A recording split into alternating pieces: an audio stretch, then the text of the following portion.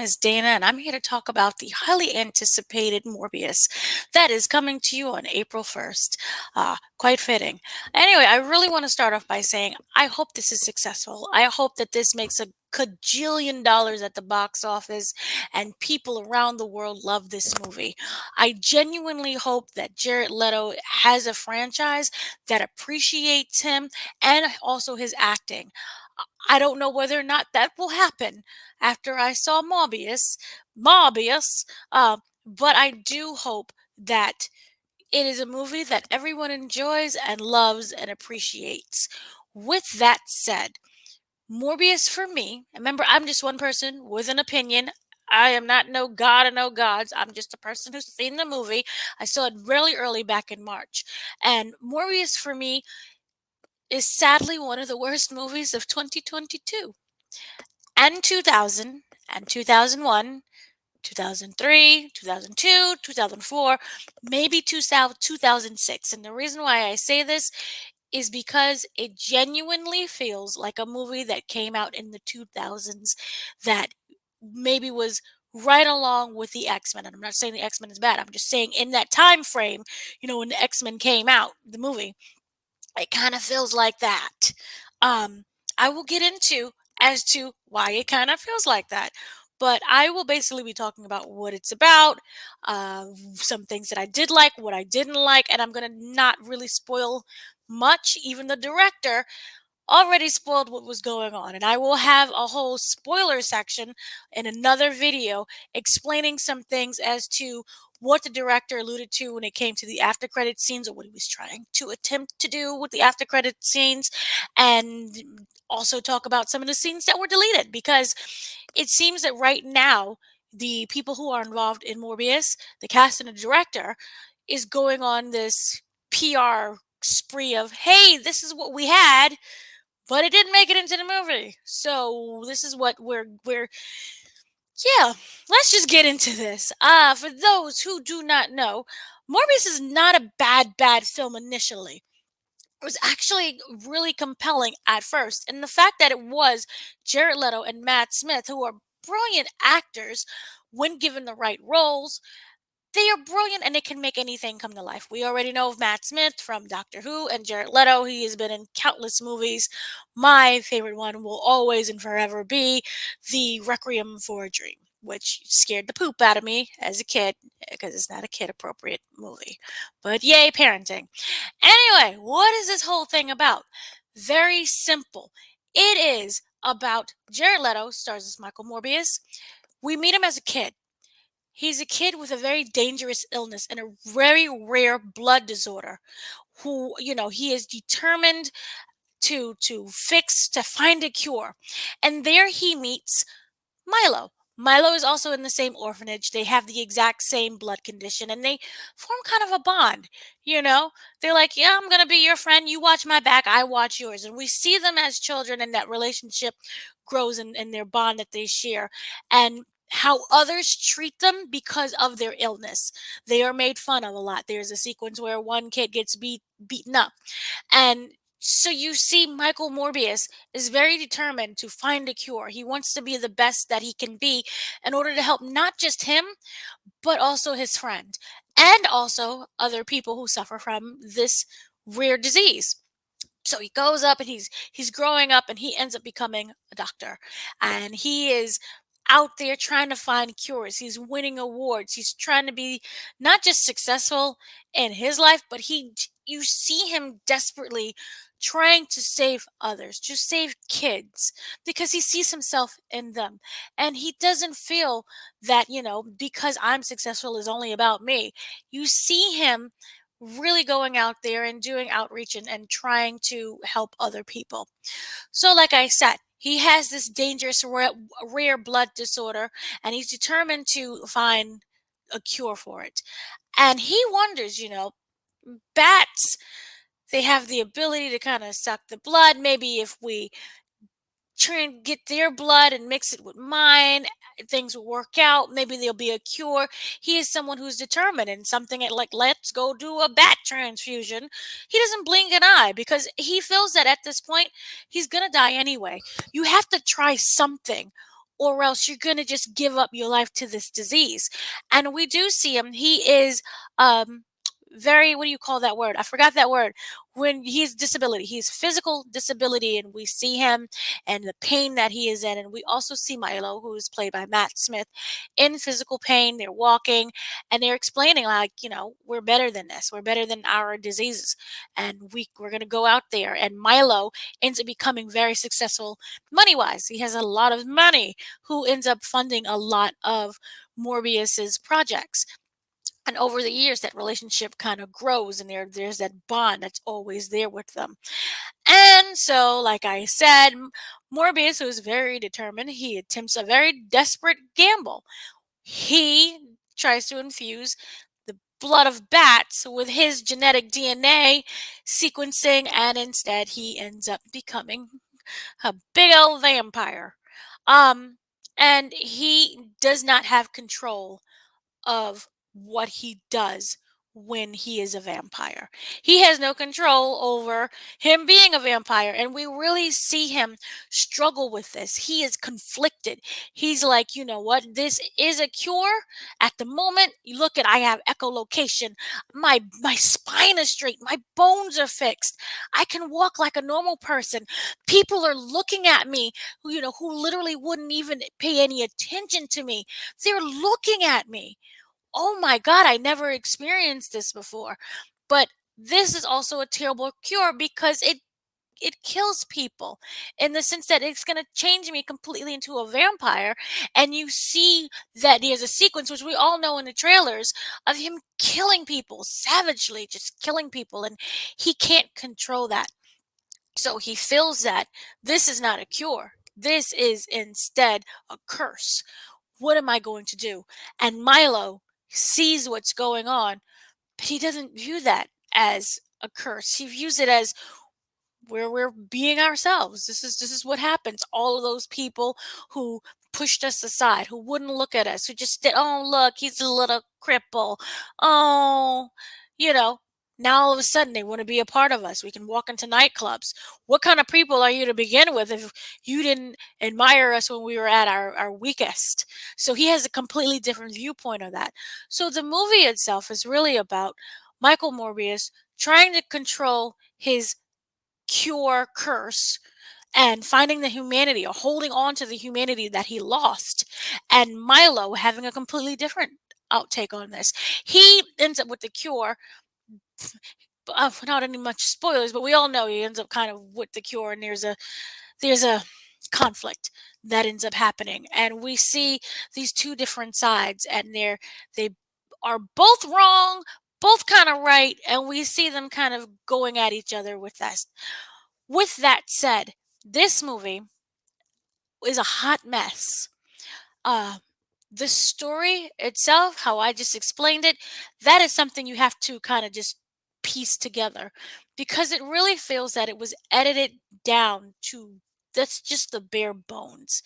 And instead of them kind of coming together and debating this, it's like a 2-second scene, and then Matt Smith all of a sudden, I'm the bad guy, and he goes on a rampage. We heard of this in interviews and everything else, and it really isn't given a lot of reason as to why he's behaving this way, aside from, people looked at me wrong. This is me coming into my own.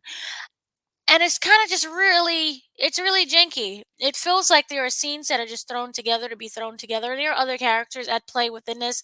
There's a whole love interest storyline that's going on. There's a whole father element that, the guy who essentially adopted them and kind of helped raise them and is very sympathetic towards what they're going through. He feels that Michael, in a way, is kind of wrong. He's terrified of Milo. So we have that storyline going on. Like I said, there's a love interest that's between Michael Morbius, and then we have Tay Diggs. Not Tay. I said Tay Diggs. I'm so sorry. Tyrese. Tyrese comes through, and you would think that he is the god of acting. The way he just comes in through all those scenes, and he makes himself very present. He's very vocal during his scenes, and he's trying to be funny. But overall, the script, or what we see of what remained of the script, is awkward. It's not very good. It feels like there are pieces that are literally missing.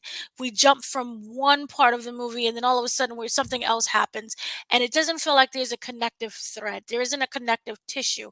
And overall, I just felt underwhelmed. And I got to see this weeks in advance. And what was even sad is when I saw it with Sony executives. And, people are sitting there in the audience. And, usually when you're watching a superhero movie and there are superhero elements, people, yay. Or they're like, oh, or you even laugh at a joke. I don't care if it's superhero or not. I was a the Sonic 2 screening and like people were losing their minds because they're like, oh my God, that's funny. And they kind of try to crack jokes with this one, that humor. The audience was dead. They were silent. They wouldn't even try to fake it for the Sony executives. They were just, hmm, yeah. Hmm. And everyone kind of looked really despondent. Um, and honestly, because the movie is such a mess, it felt like it was just wasting people's times. And also, when you have something like Michael Morbius and he turns into a vampire and you see him going about and he's killing, there really doesn't feel like there's a threat. It just feels like it's an action sequence that's supposed to be there because, he's Michael Morbius. And what else is he going to do? He's going to run around and use echolocation. His powers, they just kind of explain, oh, he has echolocation. And here's a zoom shot of the inside of his ear. And he can hear a conversation across the way. And then there's this weird thing about using wind to kind of making you be able to fly. And they never really explain the full extent of his newfound powers. It's just sequences that happened. And there are fight scenes, there are several fight scenes that, honest to God, felt like, remember in X2 with Nightcrawler? I believe it was X2. Nightcrawler and that wonderful White House scene of him taking down everyone in the White House. It felt like that, but it felt like it was those special effects used in 2022. So the fight sequences looked like they were unfinished a little bit. They looked unfinished, they looked unpolished. It didn't look crisp. I didn't again the fight scenes, I didn't seem to it didn't seem like it was something that was serious. I didn't feel like the characters were a threat to each other. It just felt like, okay, well, this happened, so maybe we are now closer to the movie ending. I didn't feel that this was something that was trying to make a statement. Even if it was an awful film, there were some elements that you can hang on to. It really didn't feel that way for me. It just felt like something like, yeah, I saw that. So let's go get a hamburger, cheeseburger, whatever. I'm hungry. And you just move on with the next conversation. And that's kind of what the feeling was in the room while watching this. There are elements, this is not like, oh my God, it's completely bad. No, there are elements when they're just talking to each other. I think when they're just talking to each other, it's the best because you really get an inside view kind of what could have been because the conversations of them kind of talking, it just seems like it's very abrupt. And like I said, the editing sequences, I really feel like someone was trying to sabotage this movie. I would say it was similar to Suicide Squad, where the editing, I don't know if the director or any of the stars had any control over what was going on. We all know stars don't have any control, but I'm like looking at the director and like, what's going on? But we know by the Zack Snyder, you don't really have control of the final cut. And the editor, I honest to God, felt like they were sabotaging the movie. I didn't understand why you would do certain things, and I wondered what was going on with the special effects budget. It felt like they were in the middle of doing a sequence and, I don't, editing it and animating it, but they ran out of money in the middle of it. And I'm like, what? So overall, I just felt sad. I felt sad watching this. But again, I do genuinely hope people love it. I do genuinely hope that it is the best movie of the year. I don't want this to fail. I'm not team anyone. I have a Spider-Man hat on. That's just because I have a hat. Speaking of Spider-Man, I'm gonna get into some spoiler territory. So if you don't want to hear me talk anymore about any of the spoilers, I completely understand. We can end this right now. Have a good day, afternoon, evening. I hope you do enjoy this. But for those who want to stay a little bit, we're going to talk about very mild spoilers. Like I stated before, this felt like a movie that was edited poorly, and some of the characters' decisions didn't make any sense. And because of that, um, actor Matt Smith, has already gone on like a press tour of this is what was really supposed to happen about this. And we're going to talk about one of Milo's actions, because Milo's actions seem like they come out of nowhere. All of a sudden we're fighting and you're my enemy and I have to fight the evil. And I'm like, well, how did Milo become the evil? He's just someone with a different point of view. But yes, you can say him running around killing people purposely is wrong, but you're not given any opportunity and chance to really sit and to see how he feels about this. It will have really been more better storytelling if he's able to get his point of view across. And actor Matt Smith did an interview with Digital Spy, in which he started to reveal that there were scenes that were completely deleted, and he didn't understand why they were deleted. So I'm sorry for how small the print is, but basically it says the Doctor Who star plays villain Milo, who's not really a villain, by the way, which is opposite Jared Leto's titular anti-hero, Dr. Michael Morbius. The two lifelong friends share the same blood condition, with Milo stopping at nothing to get a cure, which is very true. Milo isn't straight out baddie, with some scenes in the film giving viewers a better sense of the villain inception story. There were way more scenes that really supported that, Smith explained in an exclusive chat with Digital Spy. The Last Night in Soho actor said the deleted scenes would have made the audience even more sympathetic towards his character. Why are we doing damage control already? Basically, there was a whole sequence with a girl in the bar where Milo met her a scene before, and then they went back and he fell for her, and then she really hurt him. And then he went on this big killing spree. What we do see in the movie is him just randomly going on a killing spree. Okay. I sort of missed that part of the story, actually. Now, because that didn't make the film, and it gave it a bit more context to see him do that. Smith added, you do need that. There has been a degree of empathy. You need to like your villains. You kind of want to hang out with them. You want to hang out with Hannibal Lecter a bit, don't you? Well, I do anyway.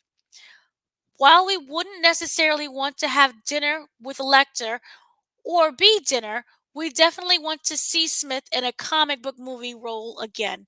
I don't know how it all works. If you're allowed to go in something else, but God, I'd jump at it, he said.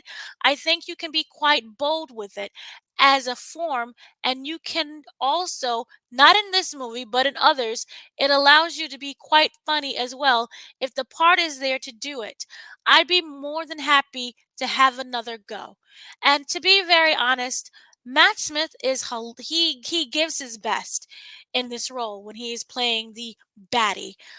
He is over the top, but in a really fun way.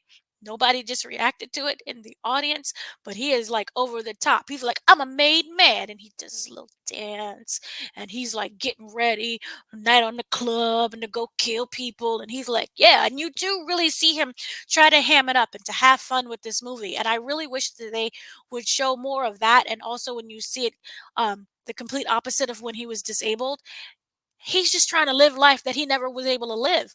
This was a man who basically was in constant pain all the time, constantly getting blood and transfusions, constantly sick. His face was pale. When you see him walk, he walked with a disability, a severe disability, where it's felt like he was in pain just to walk, and to now see him just be able to breathe and to walk with like boom, boom, boom. You really wanted to understand more about that transformation, and I really wish that we would have got a scene, even with him just by himself, you know, seeing the cure, and which was a curse, but really just embracing what that transformation is. I'm like, all right, so what? I'm a vampire. I'm gonna suck your blood tonight, but we really didn't see that. Like I said, the editing was a complete hack job. And there you go. That was everything. So overall, I feel that I don't want to watch this movie again. I really hope that you enjoy this movie. I'm okay if this is the greatest movie you ever seen, I don't say this with some type of ill will and it's gonna fail. I don't give a fart about, you know, oh, Marvel versus DC versus Sony Pictures. I don't care. I just wore a Spider-Man hat because I like Spider-Man, and it's the only hat that I can find right now. And I like red. So I hope you enjoy the movie. I hope you enjoyed it better than I did. But have a good day, a good afternoon, good evening, and yeah, that was the movie.